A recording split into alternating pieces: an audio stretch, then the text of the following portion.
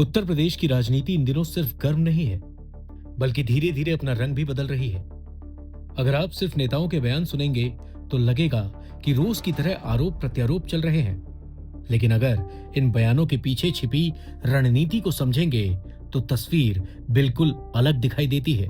क्योंकि अब जो यूपी में हो रहा है वो सिर्फ खबरें नहीं है, वो संकेत हैं। संकेत इस बात के कि उत्तर प्रदेश की राजनीति में नए समीकरण लिखे जा रहे हैं। एक तरफ समाजवादी पार्टी ब्राह्मणों तक पहुंचने की कोशिश करती दिखाई दी, तो दूसरी तरफ दलित राजनीति को लेकर नई चर्चाएं तेज हो गई। उधर चंद्रशेखर आजाद ने अपना रास्ता अलग बताया, चिराग पासवान ने भी उत्तर प्रदेश में अपनी मौजूदगी दर्ज कराई और मुख्यमंत्री योगी आदित्यनाथ ने विपक्ष पर वैचारिक हमला तेज कर दिया। पहली नजर में ये सब अलग अलग घटनाएं लग सकती हैं, लेकिन राजनीति में अक्सर सबसे बड़ी कहानी कई छोटी खबरों को जोड़ने पर दिखाई देती है। तो आइए आज की राजनीति को खबरों से नहीं, रणनीति की नजर से समझते हैं। सबसे पहले बात समाजवादी पार्टी की। कानपुर में आयोजित ब्राह्मण सम्मेलन ने एक बार फिर उस सवाल को जिंदा कर दिया है, क्या समाजवादी पार्टी अपने पारंपरिक सामाजिक आधार से आगे बढ़कर नए वर्गों तक पहुंच बनाना चाहती है? ब्राह्मण चला अखिलेश के संग, ये सिर्फ एक नारा नहीं था, ये एक राजनीतिक संदेश था। संदेश उन मतदाताओं के लिए जो लंबे समय से सपा की प्राथमिक राजनीति का हिस्सा नहीं माने जाते। यहीं से दूसरी चर्चा भी शुरू होती है। कई मीडिया रिपोर्ट्स में दावा किया जा रहा है कि समाजवादी पार्टी आने वाले विधानसभा चुनाव के लिए बड़ी संख्या में दलित उम्मीदवार उतारने की रणनीति पर काम कर रही है।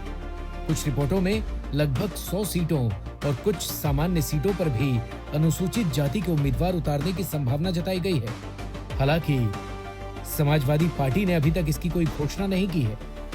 अगर ये रणनीति आगे बढ़ती है तो इसका मतलब सिर्फ उम्मीदवार बदलना नहीं होगा, बल्कि एक बड़ा राजनीतिक संदेश देना होगा। यानी सपा सिर्फ अपना वोट बचाने की नहीं, अपना सामाजिक दायरा बढ़ाने की कोशिश कर रही है। लेकिन यही राजनीति और दिलचस्प हो जाती है, क्योंकि जिस समय सपा एक सामाजिक समीकरण बनाने की कोशिश कर रही है, उसी समय चंद्रशेखर आजाद ने साफ कर दिया कि वो अपनी राजनीति किसी बड़े दल की छाया में नहीं करेंगे।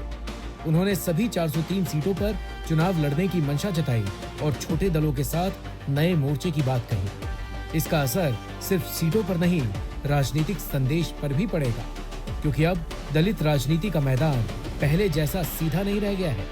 उधर चिराग पासवान ने भी उत्तर प्रदेश में अपनी पार्टी को सक्रिय करने का संकेत दिया।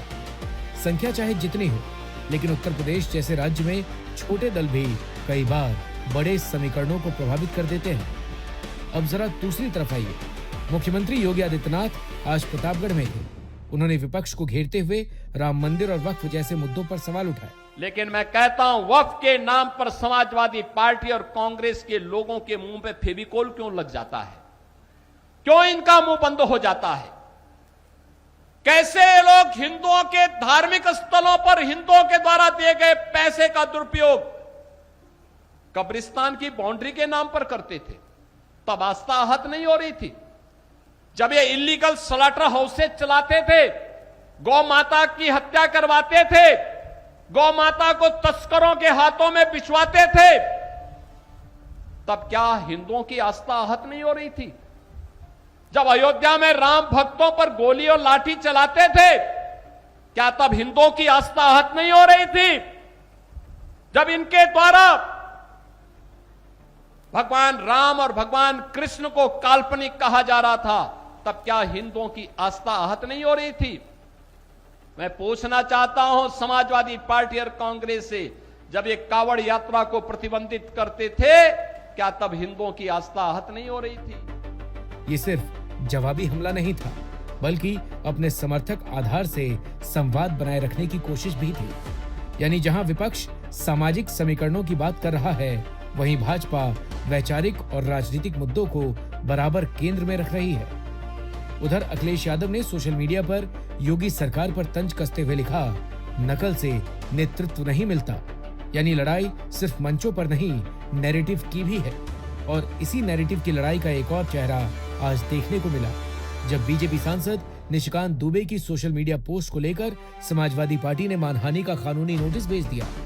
इससे साफ है कि अब राजनीतिक टकराव सिर्फ रैलियों या प्रेस कॉन्फ्रेंस तक सीमित नहीं है। सोशल मीडिया भी इस लड़ाई का बड़ा मैदान बन चुका है। अगर आज की इन सभी घटनाओं को एक साथ रखकर देखें तो एक पैटर्न साफ दिखाई देता है। कोई नया सामाजिक गठजोड़ बनाने की कोशिश कर रहा है, कोई अपने पुराने आधार को और मजबूत करने में लगा है, कोई अलग राजनीतिक पहचान करना चाहता है, तो कोई नए राज्य में अपनी जमीन तलाश रहा है। यानी उत्तर प्रदेश की राजनीति इस समय सिर्फ बयानों से नहीं, रणनीतियों से चल रही है। और शायद यही आज की सबसे बड़ी कहानी भी है, क्योंकि राजनीति में बदलाव हमेशा किसी एक बड़े भाषण से नहीं आता, वो छोटे छोटे संकेतों से शुरू होता है। आज ऐसे कई संकेत एक साथ दिखाई दिए।